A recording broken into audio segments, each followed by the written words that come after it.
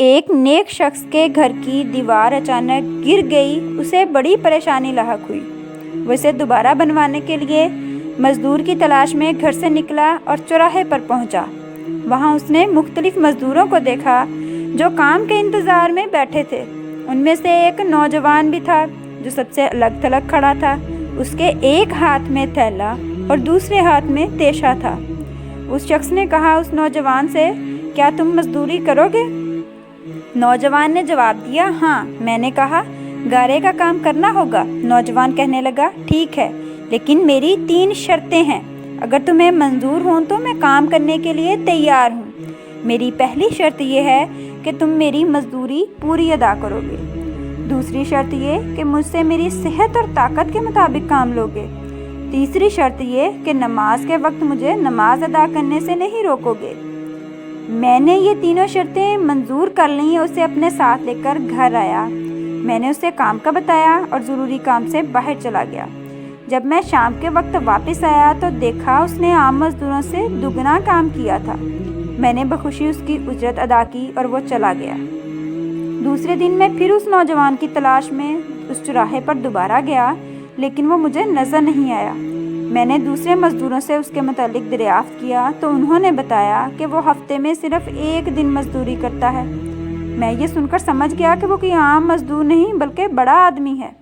میں نے ان سے اس کا پتہ معلوم کیا۔ اس جگہ پر پہنچا تو دیکھا نوجوان زمین پر لیٹا ہوا ہے۔ اسے سخت بخار تھا۔ میں نے اس سے کہا، میرے بھائی، تو یہاں اجنبی ہے، تنہا ہے، بیمار بھی ہے۔ اگر تو پسند کرے تو میرے ساتھ میرے گھر چل اور مجھے اپنی خدمت کا موقع دو۔ اس نے انکار کر دیا، لیکن میرے بصد اصرار کرنے پر اس نے یہ شرط رکھی کہ مجھ سے کھانے کی کوئی شے نہیں لے گا۔ میں نے اس کی شرط منظور کر لی اور اسے اپنے گھر لے آیا۔ وہ 3 دن میرے گھر قیام پذیر رہا۔ اس نے نہ تو کسی چیز کا مطالبہ کیا اور نہ ہی کوئی چیز لے کر کھائی۔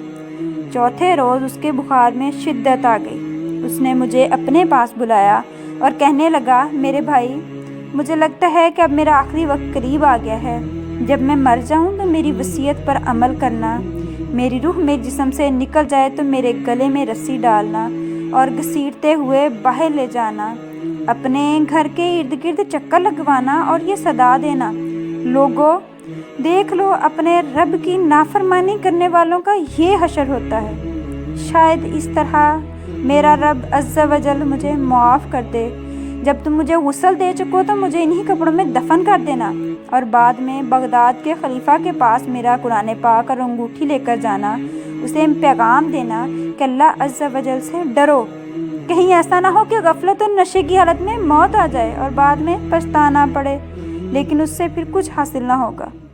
اس نوجوان کی وصیت کے بعد وہ انتقال کر گیا۔ اس کی موت کے کافی دیر تک میں آنسو بہاتا رہا، پھر نہ چاہتے ہوئے بھی اس کی وصیت پوری کرنے کے لیے اس کی گردن میں رسی ڈالنے کا قصد کیا ہی تھا کہ ایک کونے سے ندا آئی، اس کے گلے میں رسی مت ڈالنا۔ کیا اللہ عز و جل کے اولیاء سے ایسا سلوک کیا جاتا ہے؟ یہ سن کر میرے بدن پر کپ کپی طاری ہو گئی۔ یہ سننے کے بعد میں نے اس کے پاؤں کو بوسہ دیا اور اس کے کفن و دفن کا انتظام کرنے چلا گیا۔ اس کی تدفین کے فارغ ہونے کے بعد میں اس کا قرآن پاک اور انگوٹھی لے کر خلیفہ کے محل کی طرف روانہ ہوا۔ وہاں جا کر نوجوان کا واقعہ کاغذ پر لکھا اور محل کے داروغہ سے اس سلسلے میں بات کرنا چاہی تو اس نے مجھے جھڑک دیا اور اندر جانے کی اجازت دینے کی بجائے اپنے پاس بٹھا لیا۔ آخرکار خلیفہ نے مجھے اپنے دربار میں طلب کیا اور کہنے لگا، کیا میں اتنا ظالم ہوں کہ مجھ سے براہ راست بات کرنے کی بجائے رکے کا سہارا لیا؟ میں نے عرض کیا، اللہ تعالیٰ آپ کا اقبال بلند کرے، میں کسی ظلم کی فریاد نہیں لے کر آیا بلکہ ایک پیغام لے کر حاضر ہوا ہوں، وہ بھی ایک مزدور کا پیغام۔ خلیفہ نے اس پیغام کے بارے میں دریافت کیا تو میں نے وہ قرآن مجید اور انگوٹھی نکال کر اس کے سامنے رکھ دی۔ خلیفہ نے دونوں چیزیں دیکھتے ہی کہا، یہ چیزیں تجھے کس نے دی ہیں؟ میں نے عرض کیا، ایک گارا بنانے والے مزدور نے۔ خلیفہ نے ان الفاظ کو 3 بار دہرایا، گارا بنانے والا، کیا گارا بنانے والا؟ اور رو پڑا۔ کافی دیر رونے کے بعد مجھ سے پوچھا، کیا وہ گارا بنانے والا اب کہاں ہے؟ میں نے جواب دیا، وہ مزدور فوت ہو چکا ہے۔ خلیفہ یہ سن کر بے ہوش ہو گیا اور کافی دیر تک بے ہوش رہا۔ میں اس دوران حیران و پریشان وہیں موجود رہا۔ جب خلیفہ کو کچھ افاقہ ہوا تو اس نے مجھ سے دریافت کیا، کیا تم اس کی موت کے وقت اس کے پاس تھے؟ میں نے اس بات میں سر ہلایا تو کہنے لگا، اس نے تجھے کوئی وصیت بھی کی تھی؟ میں نے نوجوان کی وصیت بتائی اور وہ پیغام بھی دے دیا جو اس نوجوان نے خلیفہ کے لیے چھوڑا تھا۔ خلیفہ نے یہ باتیں سنی تو مزید غمگین ہو گیا، اپنے سر سے عمامہ اتارا، اپنے کپڑے چاک کر ڈالے اور کہنے لگا، اے مجھے نصیحت کرنے والے، اے میرے زاہد و پارسا، اے میرے شفیق۔ اس طرح کے بہت سے القابات خلیفہ نے اس مرنے والے نوجوان کو دیے اور مسلسل آنسو بھی بہاتا رہا۔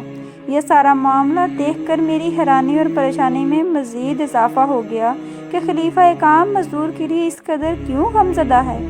جب رات ہوئی تو خلیفہ نے مجھ سے کہا کہ مجھے اس کی قبر پر لے چلو۔ میں اس کے ساتھ ہو لیا۔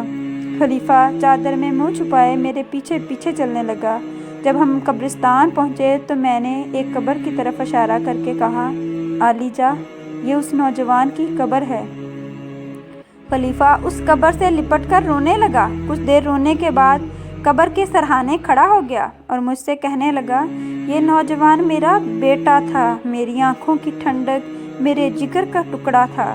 ایک دن یہ رقص و سرور کی محفل میں گم تھا کہ مکتب میں کسی بچے نے آیت کریمہ کی تلاوت کی۔ ترجمہ: کیا ایمان والوں کو ابھی وہ وقت نہ آیا کہ ان کے دل جھک جائیں اللہ کی یاد کے لیے؟